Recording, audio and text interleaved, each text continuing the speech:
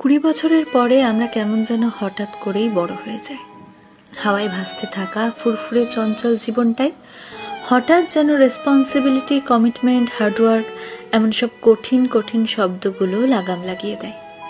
জীবনে ঠিক কী করতে চাইছি এটা বুঝতে বুঝতেই শখের বাক্সে তালা মেরে হাতে তুলে নিতে হয় দায়িত্ববোধের চাবি।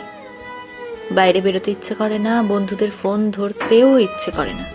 কেমন যেন সবকিছুর ওপর থেকে হঠাৎ করেই বিশ্বাসটা উঠে যায়। সব সময় শান্তি খোঁজার এক আপ্রাণ চেষ্টা চলে মনে। নির্ঘুম রাতের তারারা সাক্ষী থাকে এই গল্পগুলোর।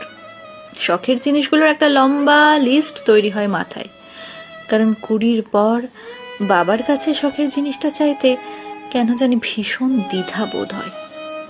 ইঁদুর দৌড়ের এই খেলায় নিজেকে টিকিয়ে রাখার যুদ্ধে হাঁপিয়ে ওঠে মন।